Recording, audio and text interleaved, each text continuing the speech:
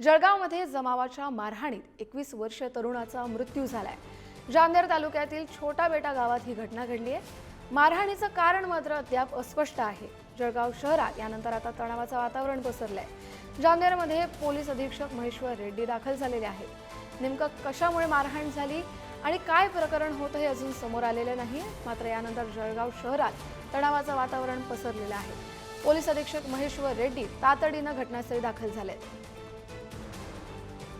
आपले प्रतिनिधी भूषण आपल्यासोबत जोडले गेलेले आहेत। भूषण, काय हे सगळं प्रकरण?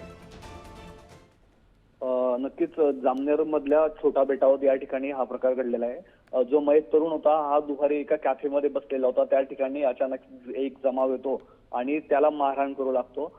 त्यानंतर हा तरुण जामनेर शहरातून जेव्हा आपल्या गावी छोटा बेटावर या ठिकाणी गेला, त्या ठिकाणी देखील या तरुणाचा पाठलाग करण्यात आला आणि त्याला त्या ठिकाणी मारहाण करण्यात आली।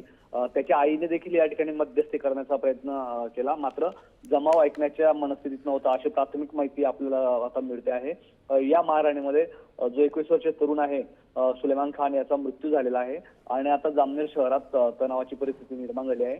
घटनेची माहिती मिळाल्यानंतर पोलीस अधीक्षक महेश्वर रेड्डी तात्काळ जामनेर या ठिकाणी पोहोचलेले आहेत।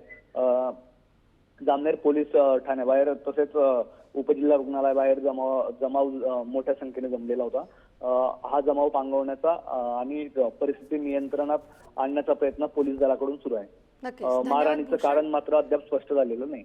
नक्कीच, धन्यवाद भूषण दिलेल्या सविस्तर माहितीसाठी।